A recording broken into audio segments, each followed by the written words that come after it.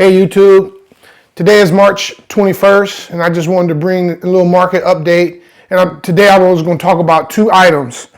First being why I talk about banks so much, and the second one is the efficient market theory, which is something I studied a long time ago, when I was getting my master's degree in finance. And just talk about that and talk about some of the errors. It's what kids are taught in school today. But the markets are up. As you know, the Fed reports tomorrow. The banking system, if you live through several crises, which in my lifetime, I lived through multiple crises now, 2000, 2009, and now today, 2009 being the worst. And one of the things I want to remind you of is that we use crisis as an opportunity to make sound investments. What I mean by that is we're not traders. If trading and thinking you're going to profit, in an hour or 2 hours from now on something that we may talk about on this channel, that's not going to happen. What we talk about is making long-term sustainable investments that would generate capital for you for years to come, and hope that it's generational wealth for you. And I believe if you do some of these things like Ben Graham, Warren Buffett, follow them, learn what they know, I think you would be a successful investor. So the reason why we talk about the bank so much is because with the Fed reporting tomorrow, them raising interest rates, the banks are in a crisis.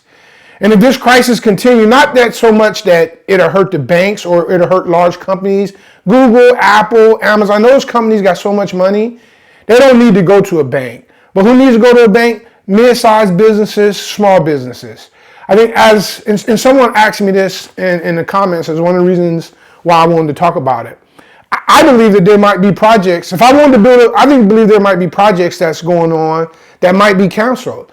I'm 100% confident that if I went into a bank today and tell them, here's a Dairy Queen in location that I want to build, I believe they'd tell me absolutely no. And the reason why is that they got depositors are fleeing, and mostly you go get loans from regional banks. Big banks, JP Morgan, Chase, Wells Fargo, I see them out a little bit more in small businesses than the Bank of America's, those big banks like that. But you normally go to your regional banks. Regional banks, money is fleeing, depositors are fleeing. I talked about they have these bad bonds and bad loans on their books that's dropping in price, that they're not marketed. And so they're in really bad shape. So they can't give out money. They can't loan out money when they're in such trouble. And I believe, now I ain't no expert, but I believe where the Fed got this wrong at is that even though we're fighting inflation, I believe that when you stop loaning money to mid and small businesses, I believe you can have a slowdown in construction work. I believe you can have a slowdown in housing. And those are jobs that where someone isn't working. And if those people aren't working, they're not generating no income. And so I believe that we're going to see a good break in inflation, and we might go into a recession or mild recession, depending on what damage is going on in the market, and how bad are these banks. And as of right now, we're not buying any of the banks. We picked up a couple shares, only a little bit, like last Friday, last Thursday, when they were down significantly. They're bouncing back today, depending on what the news go, especially if I can get to break even. I'm so worried about what's going to happen. Because I don't know if you can remember in 2008, when Bear Stearns got bought out for $1, and this is the stage that I think we're in, which is kind of the beginning of the end. When Bear Stearns went under, or JP Morgan bought them for $1. And what happened, they let Lehman Brothers just completely fail. And about 6 months later, after Bear Stearns, and everything just completely fell apart. We probably can solve this problem at a snap of a finger, but the problem is that Congress won't allow our super banks to buy any other banks, which is why they're trying to inject money in the First Republic. First Republic stock was down, almost cut in half again yesterday, bounced back a little again today. It'll be interesting to see if it survives the weekend and what they can come up with. Okay, the second part is the efficient market theory. And the efficient market theory is basically whatever a stock is trading at the time with all the known information means that the stock is at its efficient price. That's the most easiest explanation I can give. If they're talking about what's going on in the news, they've just reported earnings, and so whatever the stock is trading at is where it should be traded at, which is capitalism. But one of the problems is that in the efficient market theory that I believe that they remove emotions. They remove emotions from the stock. And sometimes we as investors, if we have the companies, we know about the companies, and we believe in the company's long-term potential, we can really take advantage of emotions. And that's basically saying emotions throws off the efficient market theory. So let me give you an example. And this one I talk about, and I even talked about this with my sons. Facebook was at about 350, I want to say at the beginning of last year.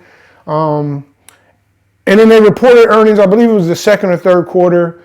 Mark Zuckerberg came out and said he was building this metaverse, and they were spending $10 billion on building this metaverse, and that they're going to keep spending because he believed in it.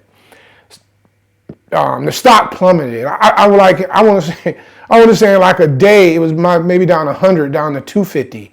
And I was saying, oh, this is getting really, really interesting. They reported earnings again. And I want to say they was down another 75. I said, here's the time. So about 200, I said, this is getting really interesting time to buy. So I like to purchase in small chunks, especially when I know that there's bad news. So I bought a little bit at like 200. I bought a little bit at 150. At about 100, I started loading up even more. At about 90, I pretty much shot my whole load that I wanted to own on Facebook. Why as a stock that fell from 350 to 90, why me as an investor believed in it? One, I believe Facebook has a long-term, I don't know about the metaverse, but I believe Instagram, Facebook, Messenger, I believe they have a long-term vibe. I believe those are companies that's going to be around a long time. This may change. Facebook may lose some popularity. Instagram may lose some popularity. But just like they're bringing on Reels to compete against TikTok, I think we're going to see more and more success in TikTok. So I kept buying. And I knew just from being an investor long enough, Mark Zuckerberg was losing a whole lot of money too. So what did he do? In November, he announced his first rounds of layoff. He laid off 11,000 workers. And as I said on the other video, we're talking about software engineers that make between $200,000 and $350,000 a year. That's a lot of money he's saving. And the stock immediately rallied, went from like 80 to maybe 120, 130. Mark Zuckerberg came out again saying how his company is going to be really, really efficient. I mean, they're going to be really efficient. They're going to manage well. And then last week, he announced another round of 10,000 employees. And that's on the back that they hired 90,000 employees through COVID. So that means he still has a lot of room to go to get his company to where it's operating efficiently. And so you can see the swing at 350. I didn't know Facebook, I wasn't purchasing it. I didn't like it at that price. I wouldn't say it was completely overvalued. It had maybe a 25, 30 PE that was growing rapidly. But when you talk about when it came down to like 90, we're talking about a company that grew at 20, 25% a year, selling at a 14, current year 14, 13 PE. And now, and Morgan Stanley came out and upgraded today, say it's going to go to 250, which is why it's up today. Say it's going to go to 250. It's one of their favorite stocks.